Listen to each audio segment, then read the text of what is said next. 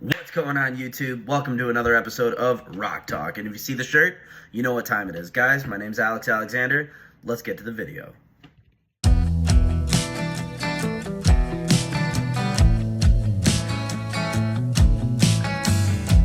What is going on, YouTube? Alright, so today we're discussing one of my, honestly, it's one of my favorite albums. It's by a band, you know it, Aerosmith. Alright, this is Draw the Line. Guys, check out the cover here. On the back is the song list. Guys, this album is so cool, and I love this. This is a hand-drawn album cover that an artist did that the band loved. Alright, so we have a lot to discuss here. So, first off, Aerosmith, like, when I was a kid, I listened to the Beatles. I mean, like, almost strictly. Like, it was just, that was the group I loved. It was just, and I was comfortable. Like, I was happy always just listening to the Beatles. So, all of a sudden, I'm going to scout camp one year, and I'll never forget this. And my buddy, who was in the car with me, he had his iPod, and he's listening to, and I hadn't heard Aerosmith before. I mean, maybe, you know, I'd heard, like, a song on the radio or something, but I never, like, sat there and listened to Aerosmith. So I'm hanging out in the car just, you know, on the way to scout camp, and all of a sudden, I see him listening to, you know, a song, and I'm like, oh, what is that? It sounds cool, you know? And I took the other earbud, and I put it in, and I heard Aerosmith for the first time, and it was Toys in the Attic. And so, you know, and I'll never forget that. I mean, that album and that, well, there was a bunch of Aerosmith songs that we were listening to, and it was just like the coolest thing ever. And it like opened my mind, and sort of my soul, into this, like, there's other things in rock too. It's not just the Beatles. So it was kind of, it was really cool. But anyways, now guys, they are one of my favorite bands, like, ever. Okay, so let's talk about them.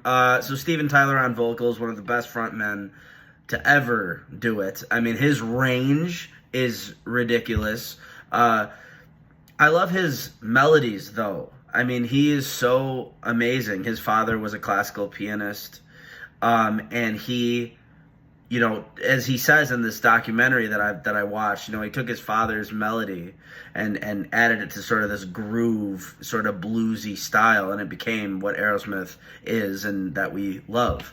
Of course, you got Joe Perry, lead guitar, just one of the coolest rock stars of all time. Joe Perry, fantastic. We got Tom Hamilton on bass. He's a badass. What else can you say? The guy's fantastic. He fills the groove really nice, and he just gets right in the pocket every song. You got Joey Kramer on the drums. I mean, this guy, he's an animal. He's so fantastic. I love Joey Kramer. He even has his own coffee. Did you know that? Joey Kramer has his own coffee. I've never tried it, but one day I hope to. If anyone knows where to get the Joey Kramer coffee, let me know in the comments. And of course, you got Brad Whitford on also on guitar.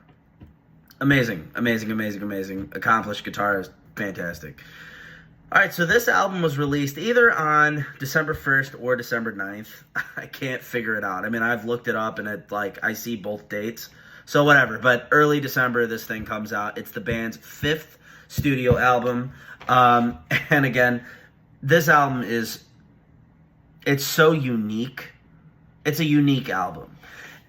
It's hard to say, because I love it. It's like one of those, like, if you're an Aerosmith fan, like, you get it. You know what I mean? First off, this is on the inside of the record here, and this is one of my favorite things ever.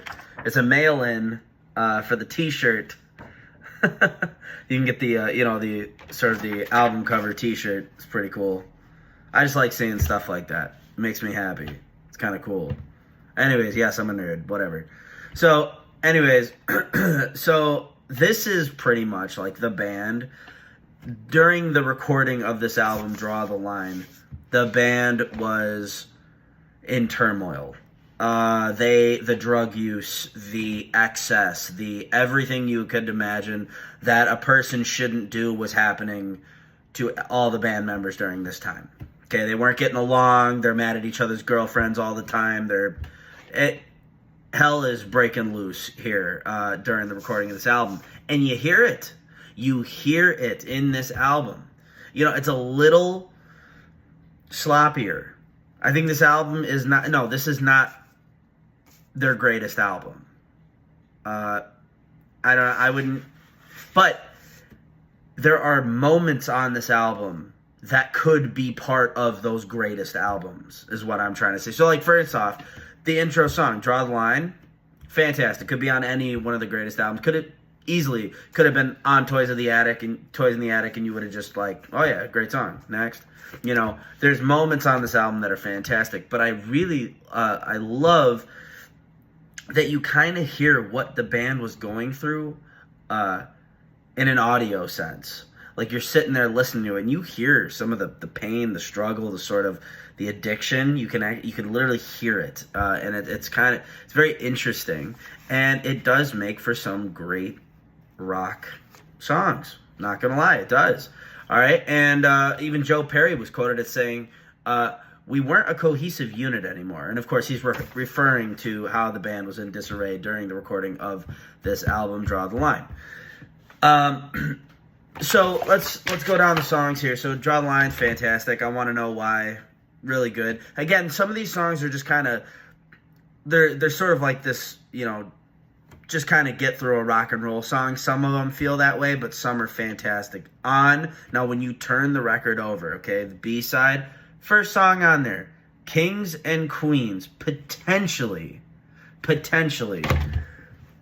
It's hard to say, because I wanted to just straight up be like, oh, it's my favorite Aerosmith song of all time. Is it? I don't know. Today? Sure. Tomorrow? I don't know. Ask me tomorrow. It's that good of a song. That good of a song. And it is emotional, and you hear that. I'm not going to lie to you folks. I did purchase this album for that song. I really did. I mean, I love that song. So it's like, and I had watched the documentary, and I was like, oh my God, you know, I got to get whatever album that song's on. And then also, you know, then I started doing the research on the album itself, and of course fell in love with the whole entire album. But the song Kings and Queens and Draw the Line are definitely the big two out of this. But if you just sit there and you listen, and the storytelling in these songs and the feel and where the band was at, it makes up for an awesome rock album. There's so many different Aerosmith albums that I have to cover and I have to, you know, talk about. I mean, there's so many, and I have so many Aerosmith albums, guys, and we're going to get to them all. But I started with this one today, and again, I was thinking about, like, do I start with, you know, one of their more popular albums? Do I even start with just, you know, self-titled? Or do I just go, you know, a little deeper and do a Draw the Line? And that's what I chose to do, because I don't see a ton of coverage on this album. So I figured I would just get it out there and talk about it and discuss it. Now, guys, I want to know, do we love the album? Do we hate the album? I want to know in the comments. Let me know. How do you feel about it? Do you like the album artwork? I think it's really cool. Yeah, again, we have a lot more to discuss, a lot more albums. We will be discussing the Ozzy situation, guys. We are getting there. I am finishing up some research on it. Guys, we're doing so much. We're recording. We're in the studio. We're recording at home. We're making a website. We're doing all kinds of stuff. Follow me on my social media as well, guys. You know, I'm Alex Alexander Official. On Instagram, TikTok, you can find me, and let's just keep this party going, this train moving. And guys, thank you so much for listening to and watching another episode of Rock Talk.